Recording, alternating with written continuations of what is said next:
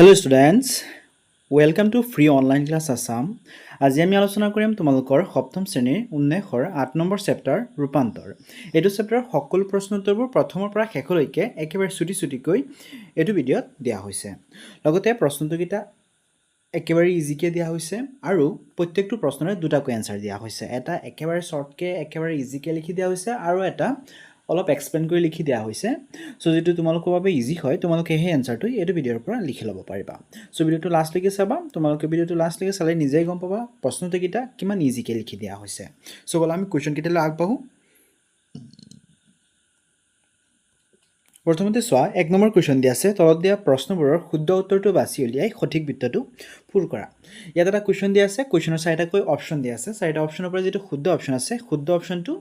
তোমালোকে ইয়াৰ পৰা বিচাৰি উলিয়াই ওচৰত থকা বাকচটো তেনেকৈ মাৰ্ক কৰিব লাগে কোনটো শুদ্ধ অপচন হয়। সো চোৱা প্ৰথম কোৱেশ্চনটো আছে সজাগতা সভাখন বিষয়বস্তু কি আছিল? সজাগতা সভাৰ বিষয়বস্তু কি আছিল? স্টুডেন্টস তোমালোকে এইকেইটা এনসাৰৰ কাৰণে তোমালোকে চেপ্টাৰটো পঢ়িব পাৰা। যিকেইটা 1 নম্বৰ কোৱেশ্চন আৰু অপচনাল কোৱেশ্চন আছে এইকেইটা তোমালোকে ইজিলি কৰিব পাৰিবা চেপ্টাৰটো পঢ়িলে। সো এবাৰ চেপ্টাৰটো পঢ়িবা। ইয়াত চোৱা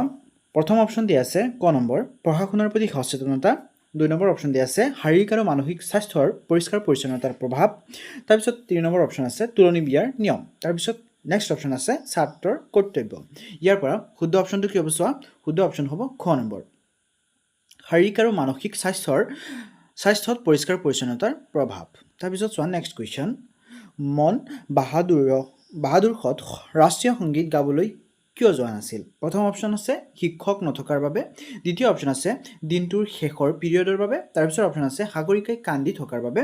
তাৰ পিছত অপচন আছে বৰদলৈ ছাৰ শ্ৰেণীকোঠালৈ অহাৰ বাবে। ইয়াৰ পৰা শুদ্ধ অপচন কোনটো হ'ব চোৱা সাগৰিকাই কান্দি থকাৰ বাবে, গ নম্বৰ অপচন। ঠিক আছে স্টুডেন্টস, সো তোমালোকে এইকেইটা ইয়াৰ পৰা লিখি ল'বা। তোমালোকে কিতাপতো মাৰ্ক কৰি ল'ব পাৰা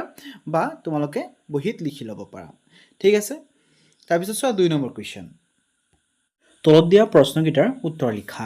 তাৰ আন্দাৰত ক নম্বৰ কোৱেশ্চন আছে বৰদলৈ ছাৰ শ্ৰেণীকোঠালৈ কিয় আহিছিল? বৰদলৈ ছাৰ শ্ৰেণীকোঠালৈ কিয় আহিছিল হেতৰ এনসাৰ লিখিব লাগে। এনসাৰ হ'ব চোৱা ছাত্ৰ-ছাত্ৰীসকল শ্ৰেণীকোঠাৰ পৰা ওলাই ৰাষ্ট্ৰীয় সংগীত গাবলৈ গৈছে না নাই তাকে চাবলৈ বৰদলৈ ছাৰ আহিছিল। আৰু মই তোমালোকক প্ৰথমতে ভিডিঅ'ৰ প্ৰথমতেই কৈছো প্ৰত্যেকটো কোৱেশ্চনৰ মই দুটাকৈ এনসাৰ লিখি দিছো। সো চোৱা তোমালোকে একেবাৰে শৰ্টকে এই এনসাৰটো লিখিব পাৰা ছাত্ৰ-ছাত্ৰীয়ে ৰাষ্ট্ৰীয় সংগীত গাইছে নে চাবলৈ নাই হেতু চাবলৈ আহিছিল। ঠিক আছে, তাৰ পিছত চোৱা নেক্সট কোৱেশ্চন খ নম্বৰ প্ৰধান শিক্ষয়িত্ৰীয়ে সাগৰিকাক কি বুলি বুজনি দিছিল? এনসাৰ হ'ব প্ৰধান শিক্ষয়িত্ৰীয়ে বুজনি দিছিল যে ভয় কৰিবলগীয়া একো নাই, কাৰণ এইটো সকলো ছোৱালীৰে হোৱা এটা স্বাভাৱিক নিয়ম। তাৰ পিছত শৰ্টকে লিখিলে তোমালোকে ডাইৰেক্ট এইটো লিখিবা চোৱা ভয় কৰিব নালাগে এইটো ছোৱালীৰ স্বাভাৱিক নিয়ম। তাৰ পিছত চোৱা নেক্সট কোৱেশ্চন আমি নীতি নিয়ম মানিব লাগে কিন্তু অযুক্তিকৰ নীতি নিয়মে আমাৰ ক্ষতিহে কৰে। এই কথাষাৰ কোনে কাক কৈছিল?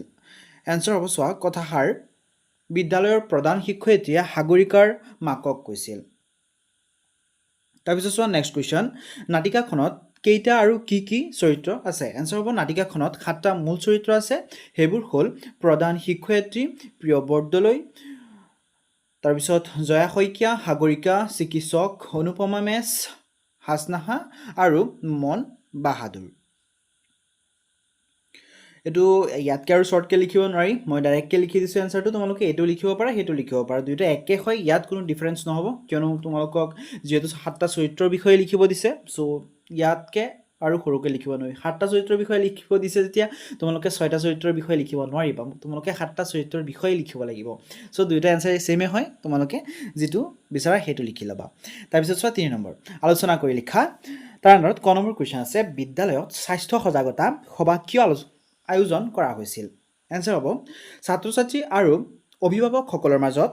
বয়সন্ধি কালৰ শাৰীৰিক পৰিৱৰ্তন আৰু পৰিষ্কাৰ পৰিচ্ছন্নতাৰ বিষয়ে সজাগতা সৃষ্টি কৰি অন্ধবিশ্বাস আঁতৰাবলৈ এই সভাৰ আয়োজন কৰা হৈছিল। সো যেটো বিদ্যালয়ত সভাৰ আয়োজন কৰা হৈছিল এই সভাৰ আয়োজনটো কিয় কৰা হৈছিল? যাতে অভিভাৱকসকলৰ মাজত আৰু ছাত্ৰ-ছাত্ৰীসকলৰ মাজত সজাগতাৰ সৃষ্টি হয় পৰিষ্কাৰ পৰিচ্ছন্নতাৰ প্ৰতি, আৰু লগতে বয়সৰ লগে লগে যিবিলাক পৰিৱৰ্তন হয় মানুহৰ মাজত তাৰ বিষয়ে সজাগতা কৰিব পাৰি, তাৰ কাৰণে কি হৈছিল সজাগতা সভাটো আয়োজন কৰা হৈছিল। তাৰ পিছত চোৱা শৰ্টকে লিখিলে তোমালোকে এইটো লিখিব পাৰা বয়সন্ধিৰ পৰিৱৰ্তন আৰু পৰিষ্কাৰ পৰিচ্ছন্নতাৰ সজাগতাৰে অন্ধবিশ্বাস আঁতৰাবলৈ। ঠিক আছে, তাৰ পিছত চোৱা নেক্সট কোৱেশ্চন তোমালোকে যিখন নাটিকা পঢ়িলা সেইখনৰ নাম ৰূপান্তৰ নাটিকাখন পঢ়ি নামটো সঠিক হৈছে নে নাই সঠিক হৈছে যেন লাগিছেনে যদি নাটিকাখনৰ বেলেগ নাম এটা দিবলগীয়া হয় তেনেহ'লে কি নাম দিবা আৰু কিয় দিবা এনসাৰ হ'ব চোৱা হয় নামটো সঠিক হৈছে কাৰণ নাটিকাখন সমাজৰ পুৰণি অন্ধবিশ্বাস সলনি হৈ বিজ্ঞানসন্মত চিন্তাধাৰাত ৰূপান্তৰ ঘটিছে মই ইয়াৰ বেলেগ নাম দিবলগীয়া হ'লে নতুন পোহৰ দিলোহেঁতেন কাৰণ ই অন্ধবিশ্বাস আঁতৰাই সমাজলৈ নতুন সজাগতা আনিছে ঠিক আছে যিহেতু চেপ্টাৰটোত বিশেষকৈ ৰূপান্তৰৰ বিষয়ে দিয়া হৈছে এটা ফেজৰ পৰা আনটো ফেজলৈ ৰূপান্তৰ হোৱাৰ কথাই দিয়া আছে চ' চেপ্টাৰটোৰ নাম সম্পূৰ্ণভাৱে ঠিকেই আছে যদিও আমি এটা নতুন নাম দিবলগীয়া হয় তেনেহ'লে আমি কি নাম দিলোঁ হয় নতুন পোহৰ নাম দিলোঁ হয় কিয়নো সমাজৰ পৰা অন্ধবিশ্বাসবোৰ আঁতৰাই তাত পোহৰ বিলাই দিয়াটোই চেপ্টাৰৰ মূল লক্ষ্য তাৰপিছত চোৱা তোমালোকে শ্বৰ্টকৈ লিখিলে এই এনচাৰটো লিখিব পাৰা হয় সঠিক হৈছে কাৰণ ইয়াত অন্ধবিশ্বাস আঁতৰি বিজ্ঞানসন্মত চিন্তাৰ ৰূপান্তৰ ঘটিছে বেলেগ নাম দিলে মই নতুন পোহৰ দিলোহেঁতেন তাৰপিছত চোৱা নেক্সট কুৱেশ্যন নাটিকাখনৰ শেষ দৃশ্যত অনুপমা মেছৰ মুখত দিয়া সংলাপখিনিত গুৰুত্ব পোৱা চাৰিটা বিষয়ে লিখা এনচাৰ হ'ব চোৱা চাৰিটা মূল দিশ হ'ল প্ৰথমটো হৈছে বয়সন্ধিৰ বিষয়ে মুকলি আলোচনা তাৰপিছত দ্বিতীয়তে মাহেকীয়াত চেনিটেৰী পেড আৰু চাফ চিকুণতা তাৰপিছত তৃতীয়তে বিশুদ্ধ পানী আৰু পৰিষ্কাৰ খাদ্য তাৰপিছত চোৱা অযুক্তিকৰ পুৰণি নিয়ম বৰ্জন তাৰমানে এক কথাত যিবিলাক অন্ধবিশ্বাস আছে অন্ধবিশ্বাসবোৰ আঁতৰাই পেলোৱা তাৰপিছত চোৱা নেক্সট কুৱেশ্যন নাটিকাখনে সমাজলৈ কি বাৰ্তা দিছে আনচাৰ হ'ব নাটিকাখনে বাৰ্তা দিছে ছোৱালীৰ ঋতুমতী হোৱাটো এক স্বাভাৱিক প্ৰাকৃতিক নিয়ম গতিকে ইয়াক লৈ অন্ধবিশ্বাস মনত পুহি ৰাখিব নালাগে সুস্থ শৰীৰ আৰু মনৰ বাবে সদায় বিজ্ঞানসন্মত দৃষ্টিভংগী আৰু পৰিষ্কাৰ পৰিচ্ছন্নতা মানি চলিব লাগে আৰু শ্বৰ্টকৈ লিখিলে তোমালোকে এইটো লিখিবা চোৱা মাত্ৰ কেইটামান লাইন শাৰীটা মই লিখি দিছোঁ এনচাৰ ঋতুমণি হোৱাটো স্বাভাৱিক নিয়ম ইয়াক লৈ অন্ধবিশ্বাস কৰিব নালাগে স্বাস্থ্যৰ বাবে বিজ্ঞানসন্মত চিন্তাধাৰা আৰু পৰিষ্কাৰ পৰিচ্ছন্নতাৰ প্ৰয়োজন হয় তাৰপিছত চোৱা নেক্সট কুৱেশ্যন তলত দিয়া সংলাপসমূহৰ সঠিক চিত্ৰসমূহ মিলোৱা ইয়াত চোৱা কেইটামান সংলাপ দিয়া আছে তাৰ লগত চৰিত্ৰকেইটা দিয়া হৈ আছে কোনে কৈছিলে কি কথা কৈছিলে সেইকেইটাৰ লগত দিয়া আছে ঠিক আছে এইকেইটা তোমালোকে নিজে চেষ্টা কৰিবা মই তথাপিও কৰি দিছোঁ তোমালোকে পাৰিলে প্ৰথমতে নিজে কৰিবা চেপ্টাৰটো পঢ়িলে তোমালোকে ইজিলি কৰিব পাৰিবা এইকেইটা একেবাৰে ইজি হয় চ' তোমালোকে চেপ্টাৰটো পঢ়ি তাৰপিছত নিজে কৰিবৰ কাৰণে ট্ৰাই কৰিবা তাৰপিছত চোৱা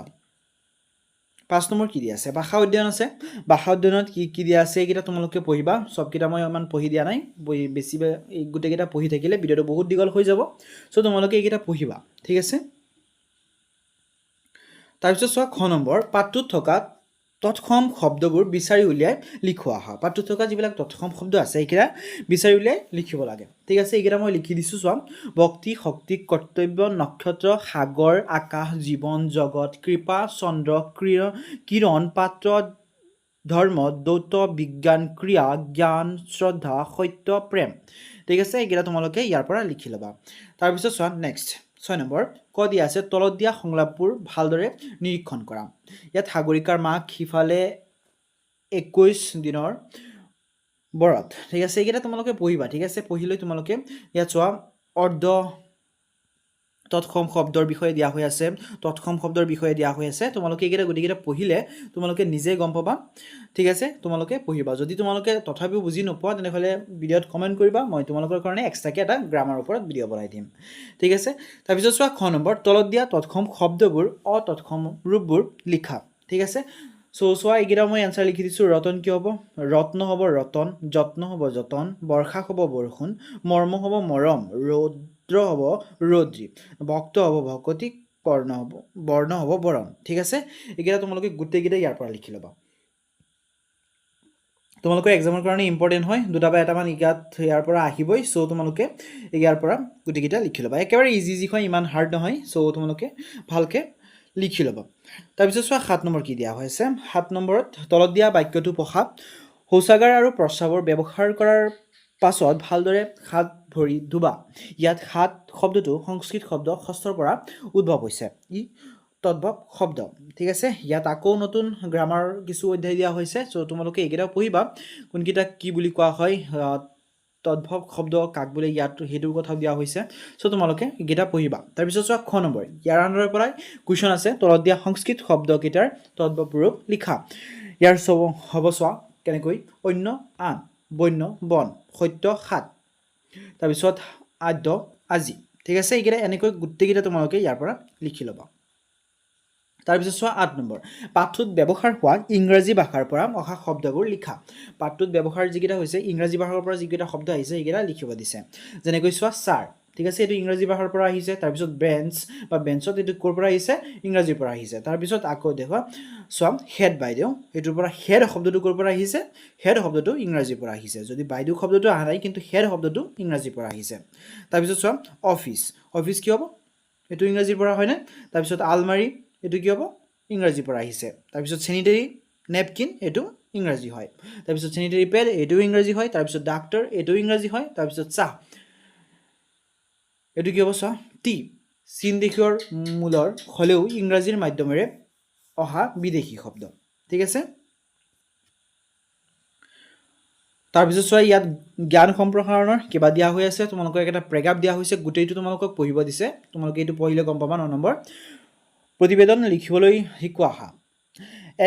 সভা এখন অনুষ্ঠিত হোৱাৰ পাছত প্ৰতিবেদন লিখা হয় প্ৰতিবেদনত সভাখনৰ কাৰ্যসূচী অনুসৰি আৰম্ভণিৰ শেষলৈকে আলোচনা হয় তাৰ বিৱৰণী লিপিবদ্ধ কৰা হয় পাঠত থকা স্বাস্থ্য সজাগতা সভাখনৰ বাবে প্ৰস্তুত কৰা প্ৰতিবেদনখন সো ইয়াত এটা প্ৰতিবেদন দিয়া হৈ আছে প্ৰতিবেদনখন তোমালোকক গোটেইটো পঢ়িব দিছে এইটো প্ৰথমতে পঢ়িব লাগে তাৰ পিছত ইয়াৰ আন্ডাৰতে কিছুমান কুৱেশ্যন আছে ইয়াৰ পৰাই কুৱেশ্যন কিটা দিয়া হৈছে ইয়াতে আনসাৰ আছে সো তোমালোকে এইটো প্ৰথমতে পঢ়িবা পঢ়িলৈ তাৰ পিছত চোৱা তলত দিয়া কুৱেশ্যন কিটা আনসাৰ কৰিব লাগে ঠিক আছে ইয়াত চোৱা প্ৰথমতে কুৱেশ্যন দিয়া আছে প্ৰতিবেদন লিখা ইয়াত এটা প্ৰতিবেদন লিখিব দিছে ঠিক আছে প্ৰতিবেদন লিখিব দিছে আৰু কি দি লিখিব লাগে হেকিটা গুটেকিটা দিয়া হৈ আছে সো তোমালোকে এইকেইটা ভালকে পঢ়িবা কি কৰিব লাগে প্ৰতিবেদন লিখিত তোমালোকৰ বিদ্যালয়ত শিক্ষক দিৱস উপলক্ষে এখন সভা অনুষ্ঠিত কৰা হৈছে সভাখনৰ কাৰ্যসূচী তলত দিয়া ধৰণৰ এনেকৈ কাৰ্যসূচী কেইটা কি দিয়া আছে এইকেইটা সকলোকেইটা দিয়া হৈ আছে এই কাৰ্যসূচী অনুসৰি সভাখনত এখন প্ৰতিবেদন প্ৰস্তুত কৰা ওপৰত দিয়া যেনেকৈ এটা প্ৰতিবেদন তোমালোকে পঢ়িছা ওপৰত চোৱা এই প্ৰতিবেদনটো তোমালোকে পঢ়িছা সেম তেনেকৈ আৰু এটা বনাব লাগে সব ইনফৰমেশন দিয়া হৈ আছে ইয়াতে ইয়াৰ পৰা চাইছে তোমালোকে বাস সেম টু সেম কে ওপৰত পঢ়া ধৰণে তোমালোকে এটা প্ৰতিবেদন নিজে বনাব লাগে তাৰ পিছত চোৱা 10 নম্বৰ তোমালোকে পাঠ্যপুথি বা অন্য কিতাপ পোৱা বিভিন্ন তৎসম অতৎসম আৰু তদ্ভৱ শব্দৰ প্ৰতিটো কমেও 8টা এখন তালিকা প্ৰস্তুত কৰা আৰু শ্ৰেণীকোঠাত দেখুৱা সো হিয়া চোৱা তালিকা অলৰেডি প্ৰস্তুত কৰি দিয়া হৈছে এটা এটাকে উদাহৰণ দিয়া আছিল প্ৰথমৰ পৰাই বাকি কিটা মই লিখি দিছো তোমালোকে এনেকৈ সূৰ্য চন্দ্ৰ মাতা পিতা জল নদী এটা গুটি কিটা ইয়াৰ পৰা চাই লিখি লবা ঠিক আছে সো স্টুডেন্টস সেইখিনিতে তোমালোকৰ এইটো চেপ্টাৰ সকলো প্ৰশ্নটোবোৰ শেষ হৈছে যদি ভিডিওটো ভাল লাগিছে তেনেহলে লাইক কমেন্ট শেয়াৰ এটা কৰিবা আৰু চেনেলটো সাবস্ক্ৰাইব কৰি ৰাখিবা তোমালোকৰ হৰ এটা কমেন্ট এটা লাইক এটা শেয়াৰে মোক বহু পৰিমাণে অনুপ্ৰেৰণা যোগায় সো যদি ভিডিওটো হেল্পফুল বুলি ভাবিছা তেনেহলে চেনেলটো সাবস্ক্ৰাইব কৰি ৰাখিবা ভিডিওটো লাষ্ট লৈকে দেখাৰ বাবে ধন্যবাদ